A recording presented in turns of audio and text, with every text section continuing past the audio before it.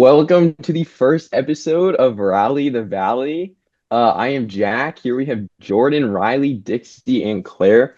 We are very excited for our first episode. I know I am. We've got cool guests coming. We've got good topics to talk about with a lot that has happened in the media recently. So I'll hand it off over to Jordan. Do you want to talk about our first topic?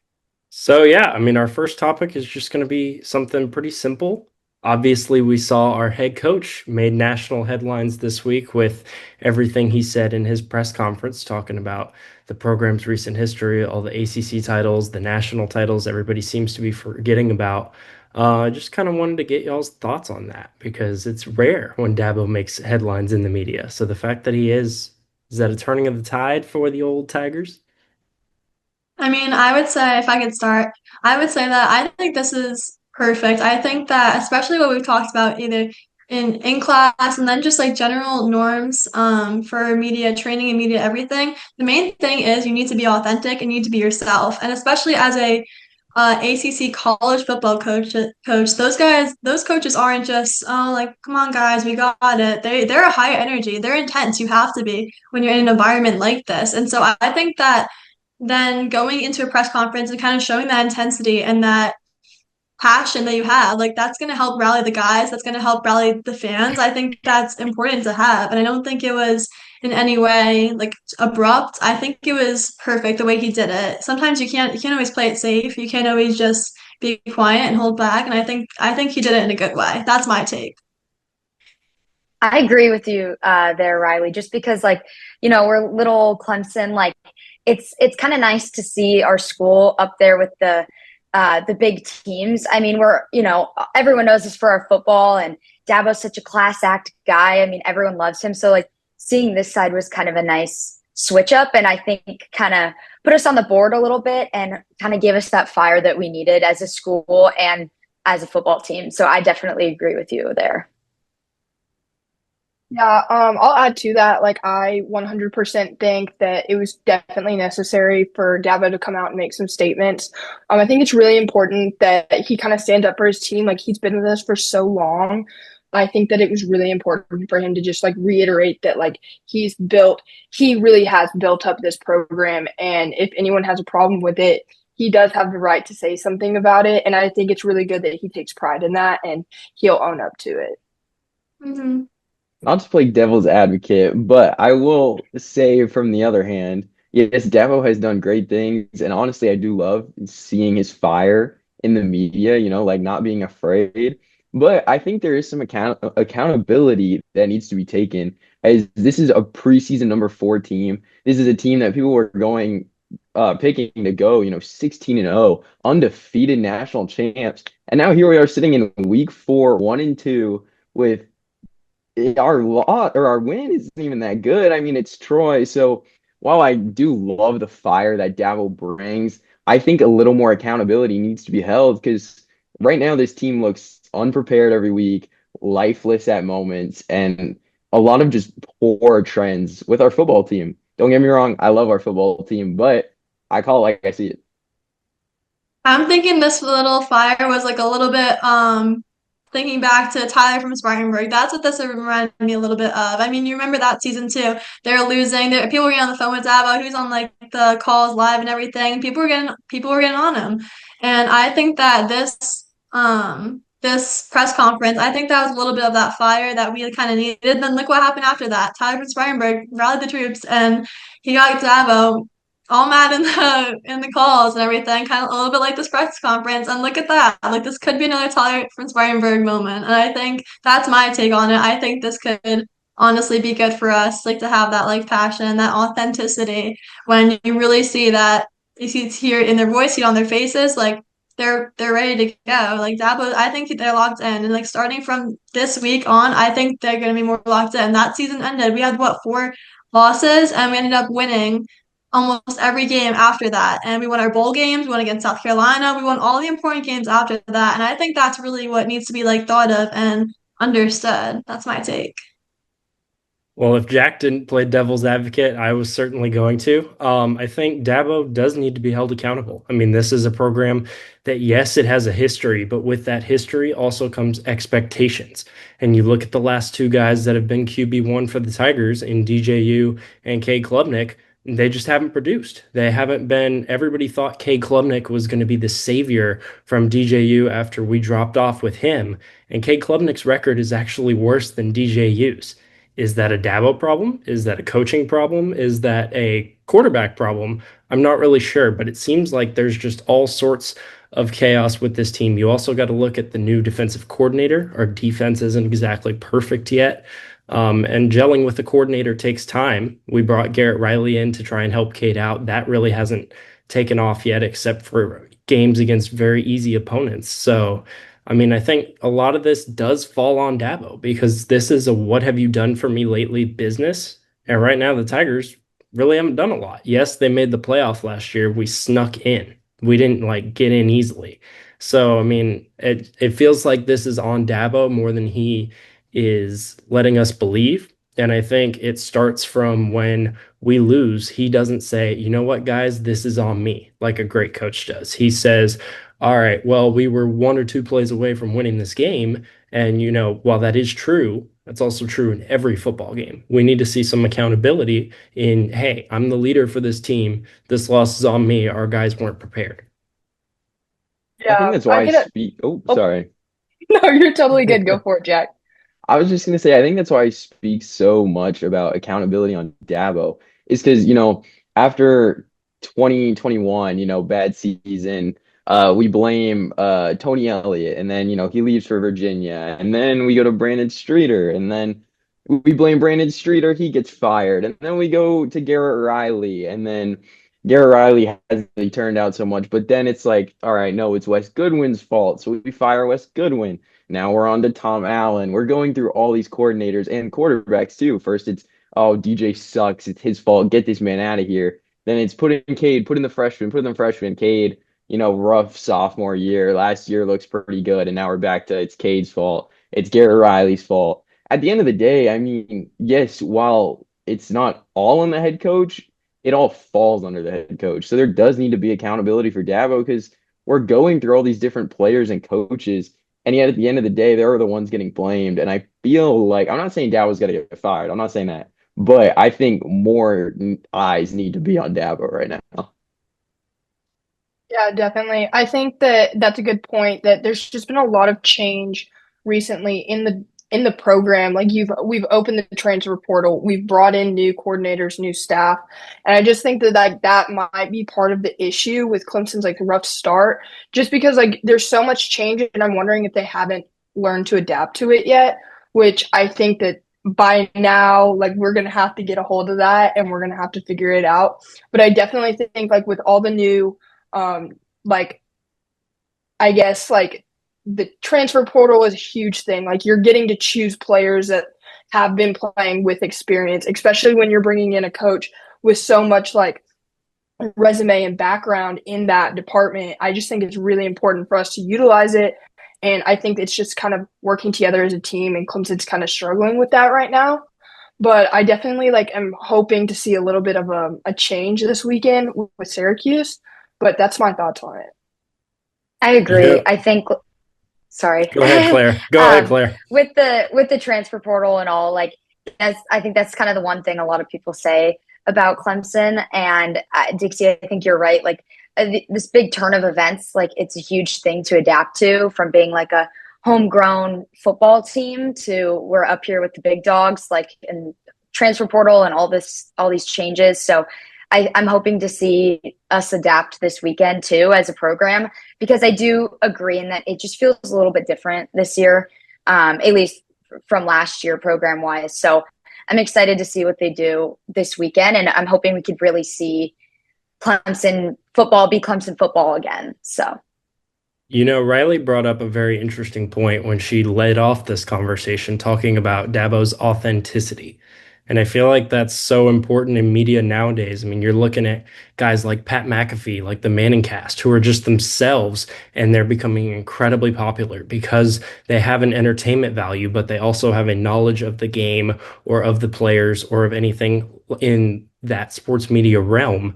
So, what about just authenticity in media as a whole? Dabo kind of doing a terrific job of it, but what do we think about, the rest of the coaches throughout various sports leagues?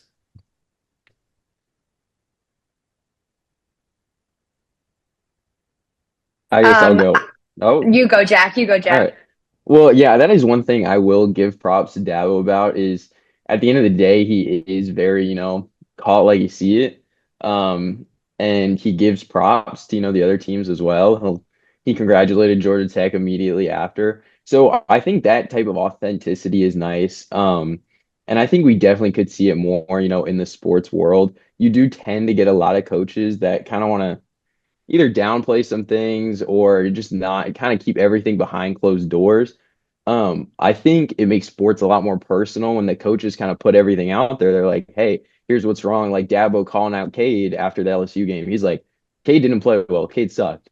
I think, yeah, maybe that hurts Cade a little bit, but I think that also, one, helps Cade out. And two, it shows to the media it's like Dabo's willing to be open. He's willing to call out his own players because Cade honestly, yeah, didn't kind of sold us that game. We had some big plays that could have happened if Cade had just either hit the guy or, instead of taking off and running, he had just thrown the ball like he was supposed to.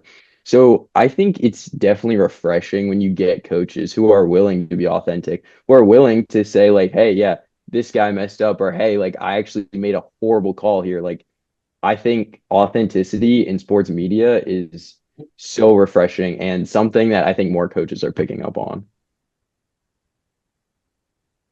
Yeah, I think like just one thing to add to that, I think just it's important to think like how transparent is too transparent? How authentic is a little too like, oh, like you're showing all your cards, everything laying out there. I don't know. I don't really have too much to say like with like Dabo. I feel like he comes out a little bit more, a little bit more, maybe especially throughout the year, especially when we're losing whatever. But I feel like just in general, like rule of thumb, like how transparent is too transparent, and I feel like that's especially important. Especially in today's age where you say one thing to the wrong person, either in a video or someone on the sidelines like takes a video you're saying it or you're saying it in a press conference, no matter where it is. Information spreads and showing your cards, I feel like in my opinion, isn't always the best way to go. At least like showing all of them or being completely transparent.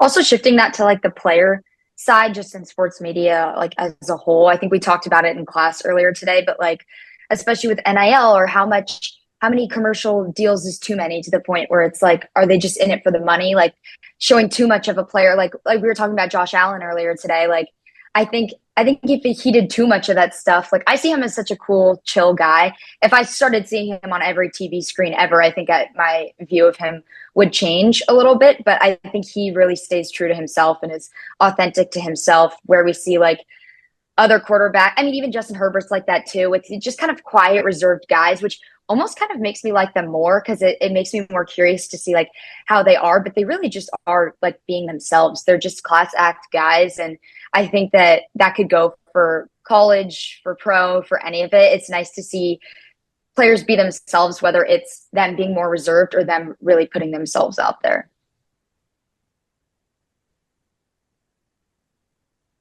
I mean, I think that's well said, especially when you look at a guy like Patrick Mahomes, who is kind of overexploited at this point. He's in the State State Farm Farm. commercials. We State see him every Farm. 5 seconds. We know obviously there's so much media just surrounding the team in general because That of was their winning crazy. record, because of Taylor Swift dating the tight end, because of, just all that sort of stuff. We see feels like too much of Patrick Mahomes, Josh Allen, Justin Herbert. Those guys are a little bit more mysterious to us. We don't know quite as much about them. And so I think it's refreshing to see them just play ball at an incredibly high level and not be completely overexploited by the media. That's a take I actually agree with, like 100%, I would say. Especially as a Josh Allen fan.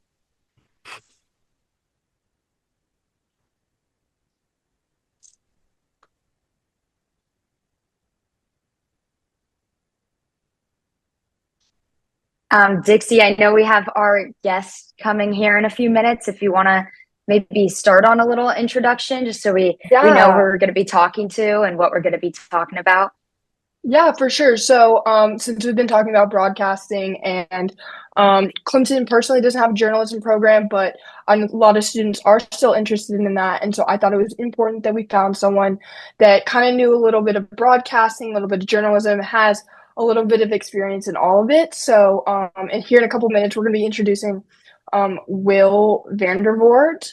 He is a journalist for the Clemson Insider. If y'all know the Clemson Insider, they work pretty hand in hand with the athletic department. A lot of them will do writing. They're student writers. He's a senior writer. He's been doing it for 10 plus years. And I just think it's been really good to kind of hear from him. I've heard from him personally, and I think like it would be really good for students to hear a different perspective. He has some things he has some experience in podcasting, broadcasting. He's been down in the field. He's been in the press box. So I'm just really excited to hear what he has to say to us and a few like teaching points. Mm-hmm. Yeah, we'll hear from him. Oh, go ahead, Claire. Sorry, I was going to say, I also definitely want to ask him a lot of questions considering like social media. I think that that's what our conversation is going to really revolve around, like especially social media in journalism and sports today. So I'll be excited to hear about that and just see since he's been in the industry for so long, like how that has changed and how he's adapted to that. Mm-hmm. Without further ado, here he is ready to join us. Ladies and gentlemen, please welcome Clemson Insider Will Vandervort.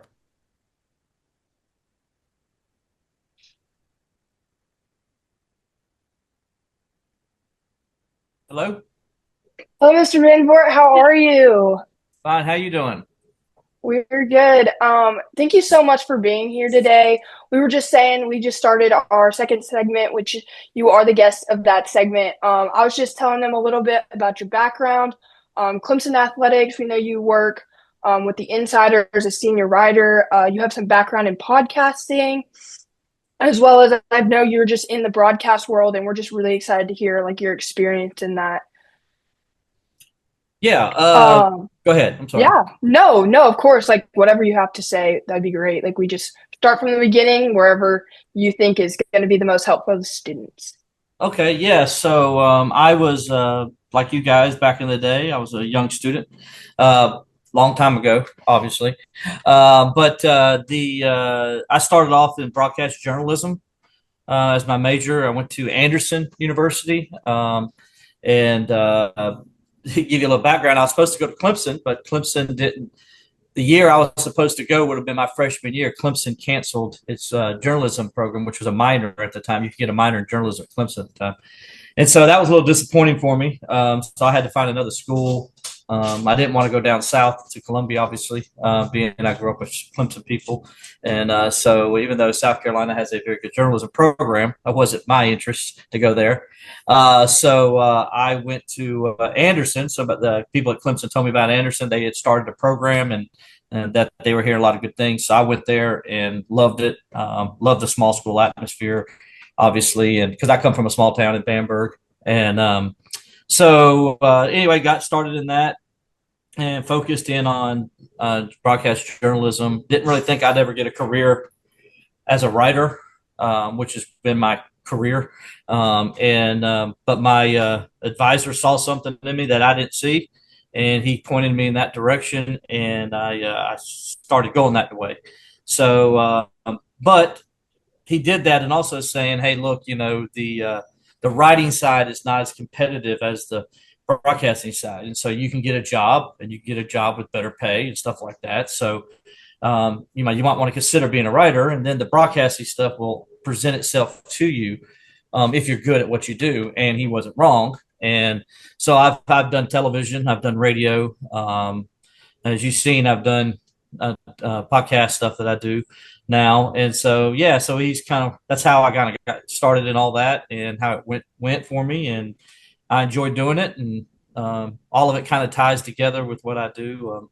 Apologize for being a few minutes behind today because I actually had a breaking story going on. So I had to write that up real fast before I came on. So. No, that is completely valid. So you said you've been in it all. What do you think has been your favorite, or you think you're the strongest at? Definitely, I'm a storyteller, so writing. I mean, I've enjoyed all of it. Don't get me wrong, but writing is my strength without a doubt, and I enjoy doing that. I enjoy telling stories and getting you know just letting the fans all the information. The good thing about being a writer is you can express yourself more as a writer than you can as a broadcaster because you're only set to so long that you can talk and that you can do things. And, especially in television where you only get like 90 seconds on the average sportscast, so you get 90 seconds to tell a story. That's hard to do. And so as a writer, you kind of get to tell all of it and all the information. And you also get, because of that, it allows you to get closer to the student athletes or the players and coaches. And that's something that I've always enjoyed. And that's how my advisor talked me into it eventually doing this. And, because I told him I didn't have any interest in ever being a writer. And he's like, well, you're going to be, he said, I want you to work with because I didn't want to do news because I hate news. I'm not doing news. And he's like, well, I don't want you to do news. We want you to do sports. And I'll let you cover the baseball team full time and cover the men's basketball team full time. And I kind of like that because I kind of got into the getting to know the players just like I did when I played, and kind of that, I kind of got close to the players, got to stay in it. And so I've enjoyed that. And then on the writing side, you enjoy it even more because people tell you stuff that normally they probably wouldn't tell just the average person, so you gain that trust and people tell you things. And so you get to tell their stories and share their stories. And I've enjoyed that part of my career. All right, awesome. I love to hear that. I think like writers, broadcasters, like athlete in the media, I think it's so great for them to go together. So I actually really enjoy that. I find it really cool, and sometimes I find myself fangirling over like some of the athletes. I'm like, you're so cool, but no, I think that's a really important aspect of media. Does anyone else have any questions on that matter or of the sort? I have a question. So you talked about getting to know the players and having these relationships with them and maybe the coaches too. How do you balance reporting while also maintaining those relationships and like being honest in your reporting and your writing? Mm-hmm. How do you kind of juggle with the two of those? Yeah, the number one thing about journalism is objectivity. So you need to stay objective in what you do. And I learned that as a young reporter when I was at Anderson. They taught us that. And so you learn that, you build relationships, but you also have to separate yourself in a sense. So I have these relationships, but I'm not friends with them. And the reason you don't want to be friends with them because it puts them and yourself in a difficult situation when you have to report something that's not favorable either way, whether it be the program, whether it be the athlete, whether it be the coach. And so your job is to inform the people. That's what our job in the media is to do, is to inform our readers. For me, everything I do is about my readers. It's about nothing else. That's my number one goal. What do my readers want to read from me? And am I giving them the knowledge they need to form their own opinion on something? So that's why it's important that you don't have too close of a relationship, but you can have a relationship, but make sure you keep it at a work. Does that make sense? You keep it work. It only stays work. So when I see the players, I try, for me personally, I don't go downtown at Clemson at night because I want the student athletes, if they're downtown, to feel like they're by themselves. That they don't have to worry about, oh man, that guy, he's in the media. And then they got to start acting funny or not acting like themselves. So I try to stay away from those situations so I just avoid going downtown Clemson, period, no matter what time of day it is, just so I'm not running into any of them or anything like that. And so it's just different ways you have to handle it. Everybody's individual, how they handle things. And that's one way I do it. And I have nice relationships with people at Clemson. I have friends in the athletic department, but I also separate that friendship with my professionalism. So those people that are friends with me, I don't associate my job at all with them. So in other words, we're just friends and we hang out. I ask them nothing about Clemson. We don't talk about Clemson. We don't do anything like that. We keep it separated. And I do that for that same reason, just the other way, as I'm doing with the players. I don't try to form a friendship because that's going to affect how I do my job. And so I keep it professional, and it's always about the job. That makes sense? I think yes. Yeah. Thank you for that. You're welcome. I had a question kind of relating a little bit earlier what you said in that response too about how you kind of want to manage, you not to direct quote you, but you said you kind of write for what the fans want, for what the readers want to read. So I was wondering, like, I know there's kind of a little bit of a debate in journalism. Fans kind of want maybe more positive stories, but journalists have a either integrity or a standard to always either tell the truth. So how do you kind of walk that line? How do you navigate that? Is that something like difficult? Is it not that difficult? Does it come natural? Kind of explain that for me. Yeah, it comes natural. The main thing you said there was to tell the truth. So everything I write is factual. I don't ever put anything out there that isn't. So let's say something is breaking, a story's breaking or whatever. I get information. I'll call my boss and I say, hey, here's what I found out. I've talked to this person, and this person, and I'm pretty confident what I'm about, what I want to do. What do you think? And then he'll talk to me and we kind of put our heads together. Okay, like what's in the best interest of everybody involved and how we attach that story. And so the number one thing is you want to be factual. You want to get it right. And sometimes a lot of people, especially in this day and age of, wanting to be first, they forget the what you talked about with integrity. And so sometimes I may not get it first, and that's okay. But I know I'm getting it right. Nobody's going to come up to me and say, hey, Will, you were wrong on that story. That's something that doesn't happen to me because I go over and beyond to make sure I'm getting first, second, and third confirmation on a story every time. And that I am 100% certain when I write something, it is actual. So, yes, there is the fans are fans. Look, I'm a huge Pittsburgh Steelers fan.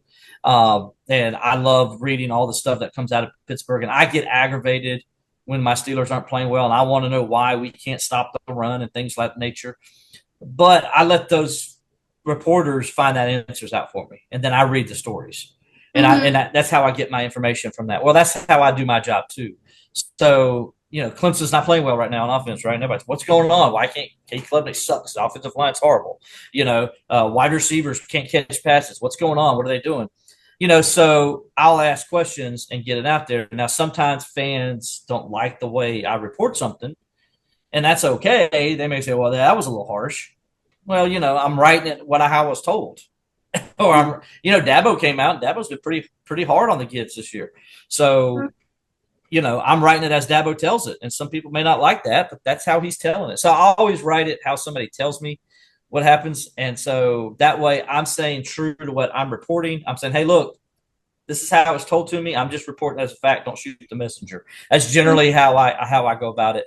And it does come natural. And you also, one thing, if I could give a piece of advice and I know it's a little bit harder for y'all than us older people, social media is so big in your world and what people think is so big. And I hate that it's that way for you guys, but it is.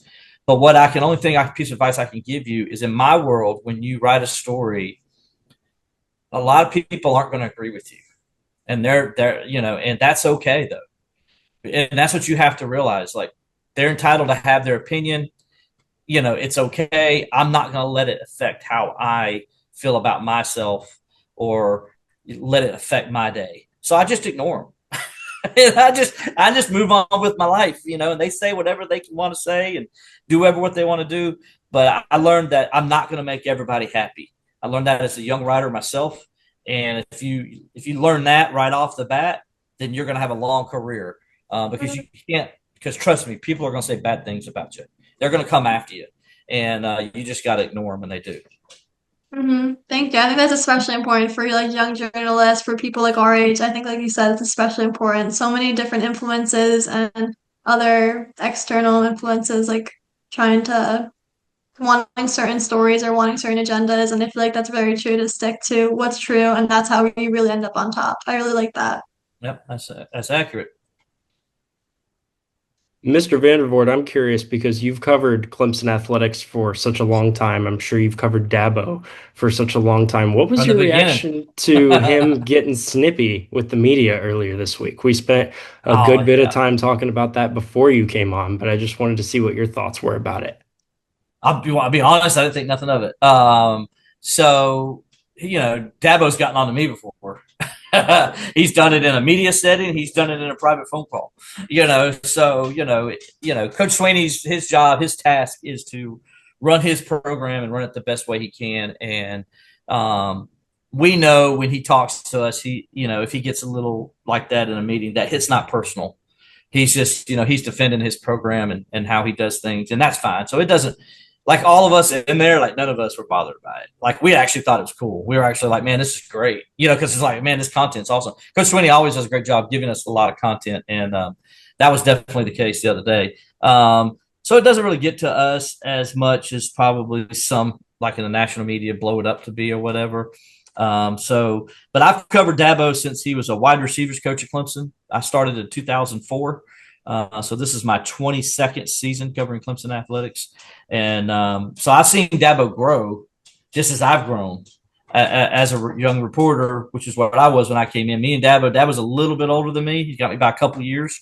And so like me, him, and another writer, Larry Williams, who I'm sure you've heard of him too. We've all kind of grown up together. Me and Larry are the only two left of the originals that were here when he started.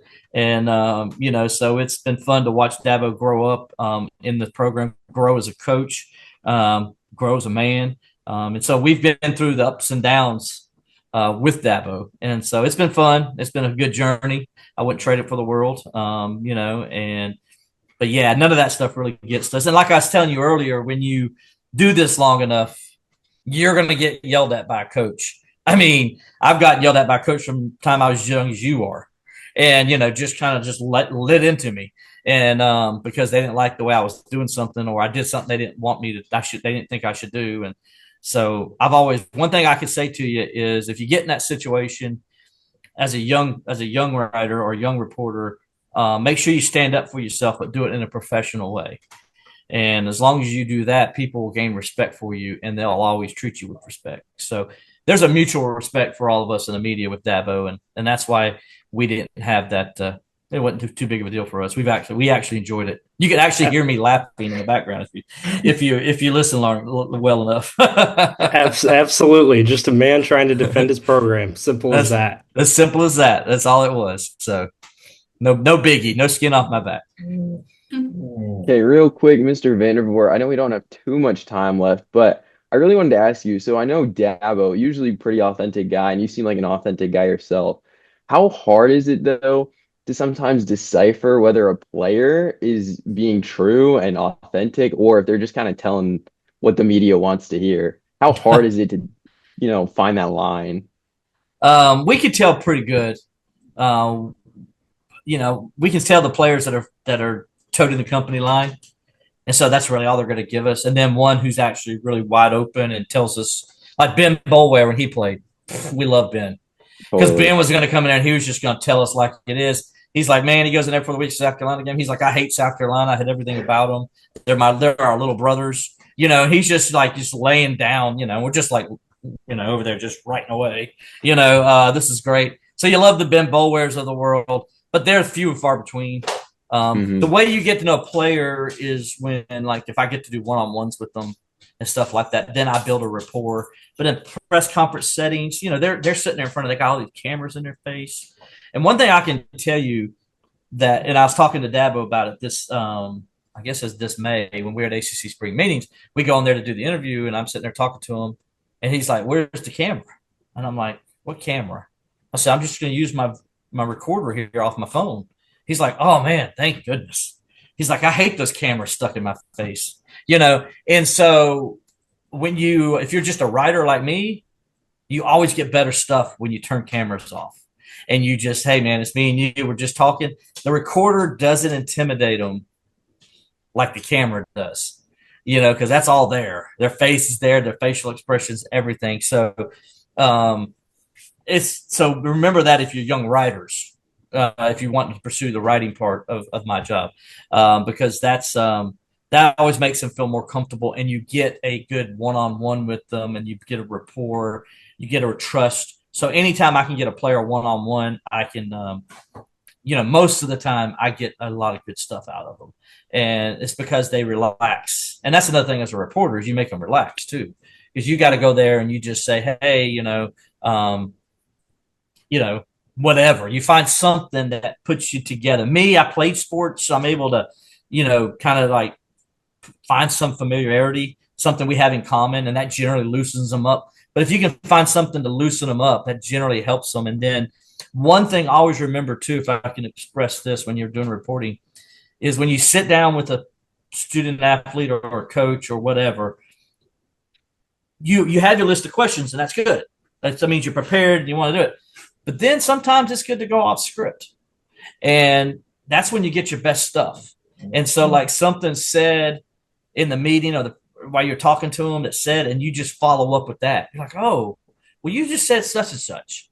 And then you just go. And then you'll find out 45 minutes later, you just got a whole bunch of good stuff and you can write all day. So always remember that when you do your interviews. That's awesome. That's awesome. Yeah. I have one more quick question. If you can give like just a 20 to 30 second It's gonna be hard for me. Answer. No, whatever you need. But we were just wondering, one of our main things, since it is a class, since it is like a class we're learning and we're young, we were just wondering what advice would you have to give the students who want to really break into the field? Is it about passion? Is it about accountability, preparedness? What would you say? What is your biggest advice? Yeah, the number one thing is about passion. This is not a job you go into to get rich. Okay, so if you want to be rich, not going to happen. It's not what this job is about. This job is about your passion for if it's sports or if it's news, if it's politics, just whatever you're interested in. You should always have passion for what you want to do. Those who are passionate about their careers generally don't work a day in their life. I've never worked a day in my life. I've been doing this since I was 9 years old. I knew at 9 years old what I wanted to do, and this is all I've ever done, and so I've never felt like I've ever worked, except when I had to, do odd jobs in college to make ends meet. You know how it is. We were all in college and poor at one point. So other than that, since I got out of school, I've pretty much done my job. And if you're passionate about it, you will do a good job. And if you do a good job, people notice. And if people notice, what happens after that? You get raises, you get money. The money comes out. That's how the money comes. So that's why I never put money top. So if you're just passionate about what you do, you're going to succeed. And in this business, it is about passion, because those that are passionate about this job end up doing it well, and they stay for a long time. And trust me, I've seen people come and go in my business because they just weren't really passionate about the job. They thought they were, but they found out they weren't. Thank you. Thank you so much for that closing note. I really appreciate it. You're Thank welcome. you. We're going to end our episode right Thank here. you so much, so much. Thank you. Thank you. Will Vandervort. Thank you. Thanks for having me.